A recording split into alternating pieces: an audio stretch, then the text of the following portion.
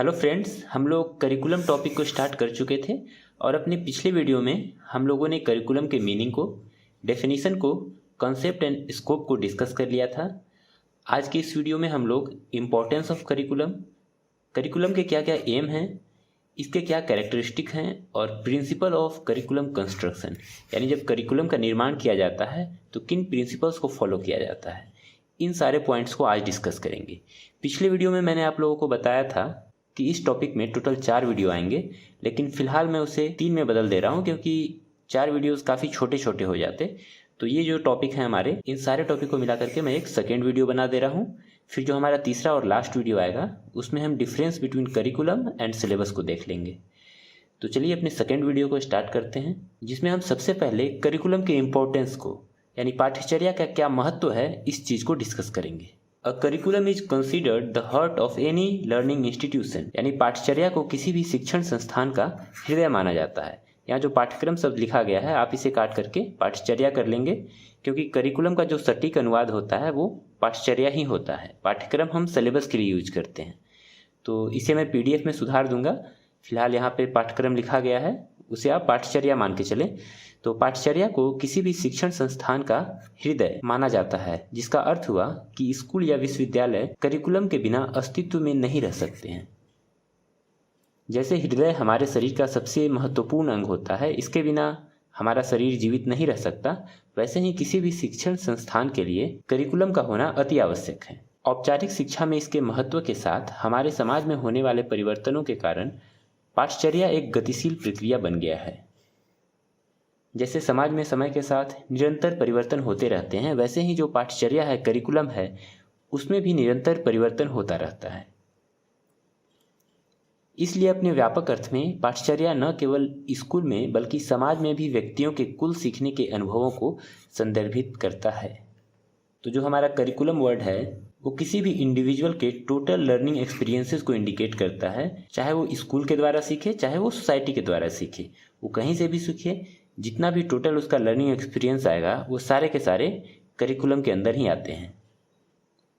पाठ्यक्रम या पाठ्यचर्या का दायरा व्यापक है, क्योंकि यह केवल स्कूल, शिक्षार्थियों और शिक्षकों के बारे में नहीं है, यह सामान्य रूप से समाज के विकास के बारे में भी है।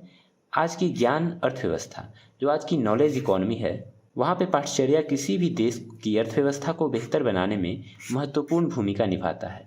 जैसे वर्तमान की जो अर्थव्यवस्था है वो नॉलेज पे टिकी हुई है। चाहे आप अर्थव्यवस्था के किसी भी सेक्टर को उठा के देखेंगे तो उसके बेस में आपको नॉलेज ही दिखाई देगा, इसीलिए वर्तमान इकोनॉमी को नॉलेज इकोनॉमी भी कहा जाता है। और इस नॉलेज इकोनॉमी में करिकुलम की उपयोगिता और भी बढ़ जाती है। साथ ही साथ यह दुनिया की गंभीर परिस्थितियों और समस्याओं, जैसे कि पर्यावरण में जो परिवर्तन हो रहे हैं, राजनीतिक, सामाजिक, आर्थिक, गरीबी, जलवायु परिवर्तन, जो सतत विकास यानी सस्टेनेबल डेवलपमेंट, ऐसे और भी जो ज्वलंत मुद्दे हैं, इन पर भी समाधान प्रदान करने की क्षमता एक सटीक सही करिकुलम में ही है। क्योंकि जब हम अपने आने वाले जनरेशन को इन चीज़ों से अवगत कराएंगे, उनके करिकुलम में इन चीज़ों को ऐड करेंगे, तो इसके प्रति उनमें अवेयरनेस बढ़ेगी और इन सारी समस्याओं को वो समझ पाएंगे, इन सारी समस्याओं का वे समाधान निकाल पाएंगे।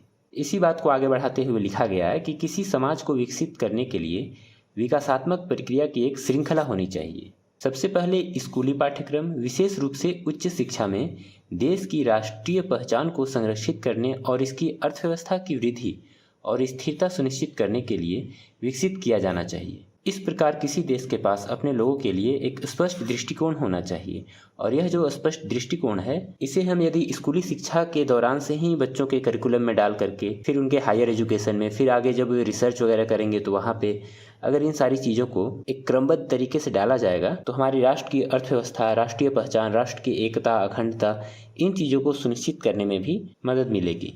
अब देखिए, जो करिकुलम के महत्व का टॉपिक है, इसमें आप अपने से भी और कुछ पॉइंट्स लिख सकते हैं। जैसे अगर यहाँ पे हम चाहें तो अपने देश इंडिया को पॉइंट करके ये लिख सकते हैं कि जैसे इंडिया में मान लीजिए आपको टूरिज़्म बढ़ाना है, तो जो बायो टूरिज़्म है या फिर इको टूरिज़्म है, कल्चरल टूरिज़्म है, इसे कैसे बढ़ाया जाए, ये चीज़ें भी आप करिकुलम में डाल सकते हैं। तो इस तरह से आप इसमें खुद से भी और कई पॉइंट्स जोड़ सकते हैं, और अगर लॉन्ग क्वेश्चन में ये आ जाए तो वहाँ पे आप इसे बढ़ा सकते हैं।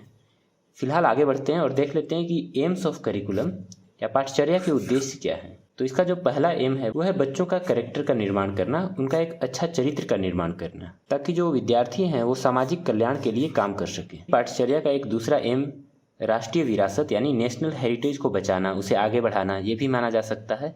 बच्चों को अपनी राष्ट्रीय विरासत को समझने और उस पर विश्वास करने में सक्षम बनाना, इसके साथ ही व्यक्ति के सम्मान के प्रति भावना जागृत करना। करिकुलम के माध्यम से हम बच्चों के हेल्थ यानी उनके स्वास्थ्य को भी ठीक रख सकते हैं। जैसे अगर आप करिकुलम में कोई फिजिकल एक्टिविटीज़ को ऐड कर देंगे तो उनका जो फिजिकल हेल्थ है वो अच्छा होगा, साथ ही साथ उनका मेंटल और इमोशनल डेवलपमेंट भी सही तरीके से हो पाएगा। स्पष्ट सोच और अवलोकन, तो एक अच्छे करिकुलम के माध्यम से आप बच्चों में क्लियर थिंकिंग और ऑब्जर्वेशन को डेवलप कर सकते हैं। उचित परिकल्पनाओं के आधार पर कर्तव्यनिष्ठ शक्ति विकसित करना, ताकि वे सही को गलत से और सत्य को असत्य से अलग कर सके। तो अगर उनमें एक स्पष्ट सोच होगा कि हाँ ये चीज़ें सही हैं, ये चीज़ें गलत हैं, तो वहाँ पे वो सही को गलत को इन चीज़ों में डिफरेंस कर पाएंगे, वे सही डिसीजन ले पाएंगे लाइफ में आके। इसके अतिरिक्त बच्चों में खोज व अवलोकन के प्रति रुचि एवं क्षमता का विकास करना, ये भी करिकुलम का एक एम हो गया। फिर देखिए ज्ञान और कौशल यानी नॉलेज एंड स्किल को बढ़ाना, सौंदर्य बोध और अभिव्यक्ति। सौंदर्य बोध का तात्पर्य होता है किसी व्यक्ति में सेंस ऑफ ब्यूटीफुलनेस है कि नहीं, वो चीज़ों को, जैसे होता है ना कि कुछ बच्चे होते हैं वो कविताओं को पढ़ के, पेंटिंग को देख करके उनको आनंद आता है, उनको लगता है कि हाँ भाई इसमें बहुत गहरी बात कही गई है। लेकिन वहीं कुछ दूसरे लोग होते हैं जिनको कुछ समझ ही ना आता है कि क्या ये पेंटिंग है, ये तो बेकार चीज़ है, या क्या कविता है, ये तो मुझे समझ ही नहीं आया। तो अगर आप सही से करिकुलम डिजाइन करेंगे तो बच्चों का सौंदर्य बोध बढ़ेगा, अच्छा होगा, वे एस्थेटिक को समझ पाएंगे कि ये क्या चीज़ है। तो सौंदर्य बोध और अभिव्यक्ति ये भी करिकुलम का एक एम है। सामाजिक और आर्थिक संबंध, उचित सामाजिक और आर्थिक संबंध विकसित करना, ताकि वे परिवार, स्कूल और समाज में उचित व्यवहार के साथ जीवन जी सकें। इसके अलावा उनमें व्यावसायिक कौशल विकसित करना और उन्हें समाज के आर्थिक संबंधों का ज्ञान प्रदान करना है, ये भी करिकुलम का एक उद्देश्य है।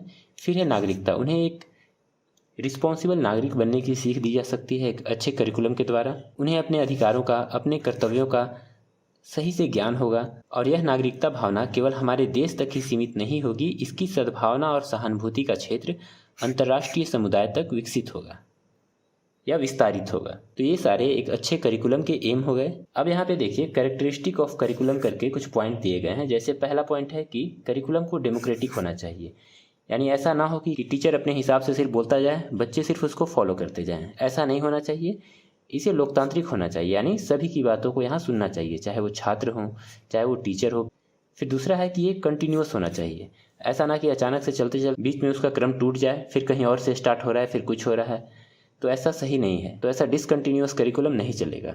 और जब कंटिन्यूअस होगा तो लॉजिकल भी होना चाहिए कि हाँ एक के बाद दूसरा क्रम एक लॉजिक में आना चाहिए, और ये सारी चीज़ें सीक्वेंशियल होनी चाहिए। जैसे आप शुरू में इजी चीज़ें बच्चों को पढ़ाओ, फिर उससे जो टफ है वो पढ़ाओ, फिर उससे कॉम्प्लेक्स चीज़ें पढ़ाओ, तो धीरे धीरे करके उनका जो कॉम्प्लेक्सिटी का लेवल है वो बढ़ना चाहिए। तो ये चीज़ें खुद में कॉम्प्लेक्स भी हो जाएंगी, क्योंकि आपको कठिन चीज़ों को सिखाना है तो कॉम्प्लेक्स होना ही पड़ेगा। फिर ये चीज़ें इंटीग्रेटेड होनी चाहिए, सारी चीज़ें मतलब एक दूसरे से जुड़ी होनी चाहिए।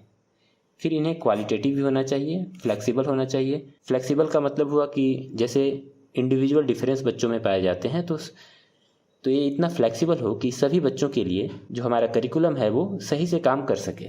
ऐसा ना हो कि जिन बच्चों में कुछ खास एबिलिटी है वही इस करिकुलम के अनुसार खुद को ढाल पाएँ। तो इसे फ्लेक्सिबल भी होना चाहिए, ताकि ये बच्चों की ज़रूरतों के हिसाब से थोड़ा मोड़ा इसमें परिवर्तन हो सके। फिर ये चाइल्ड सेंटर होना चाहिए, यानी बच्चों को केंद्र में रख करके करिकुलम को डिज़ाइन किया जाना चाहिए, क्योंकि इसका जो अल्टीमेट एम है वो बच्चों को ही एजुकेट करना है। और ये जो कैरेक्टरिस्टिक हैं करिकुलम के, अगर आप इन्हें याद रखते हैं तो करिकुलम को कैसे डिज़ाइन करना है ये भी आपको याद हो जाएगा, क्योंकि इन्हीं सारी बातों को आपको वहाँ पे लिखना पड़ेगा कि हमें ये ध्यान देना चाहिए कि करिकुलम हमारा फ्लेक्सिबल हो, तो डिज़ाइन करते समय हमें फ्लेक्सिबिलिटी का ध्यान रखना पड़ेगा। हमें यह भी ध्यान रखना चाहिए कि करिकुलम इंटीग्रेटेड हो, सीक्वेंशियल हो, कंटिन्यूअस हो। तो अगर आप इन सारे कैरेक्टरिस्टिक को याद रखते हैं तो आप ये भी बता पाएंगे कि प्रिंसिपल ऑफ करिकुलम कंस्ट्रक्शन क्या क्या हो सकते हैं, यानी पाठचर्या के निर्माण के सिद्धांत क्या क्या हो सकते हैं। फिलहाल देख लेते हैं यहाँ पे क्या क्या बातें लिखी गई हैं। तो वर्तमान पाठचर्या के दोषों को दूर करने के लिए माध्यमिक शिक्षा आयोग ने पाठ्यक्रम या पाठचर्या निर्माण हेतु निम्नलिखित सिद्धांत प्रतिपादित किए हैं। जैसे जो फर्स्ट पॉइंट है वहाँ दिया गया है कि पाठ्यक्रम के पुनर्गठन के लिए मूल बात यह होनी चाहिए कि स्कूली विषयों और जीवन की रूपरेखा तैयार करने वाली समृद्ध और विभिन्न गतिविधियों के बीच खाई को पाट दिया जाए।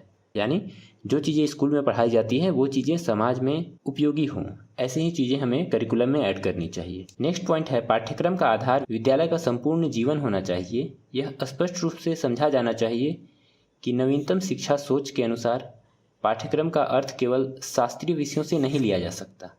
जो ट्रेडिशनल विषय हैं, क्लासिकल विषय हैं, जो लंबे समय से चले आ रहे हैं, सिर्फ आप उन्हें ही पाठ्यक्रम में शामिल नहीं करेंगे, बल्कि जो अन्य गतिविधियाँ हैं, जैसे जो हमारा लाइब्रेरी का प्रोग्राम हो गया, प्रयोगशाला यानी जो लेबोरेटरी वर्क हो गया, कार्यशाला यानी वर्कशॉप हो गया, फिर खेल के मैदान, शिक्षकों और छात्रों के बीच कई अनौपचारिक संपर्क में लगातार चल रही जो बातचीतें हैं, वो सारी चीज़ें भी पाठ्यचर्या में ऐड होनी चाहिए।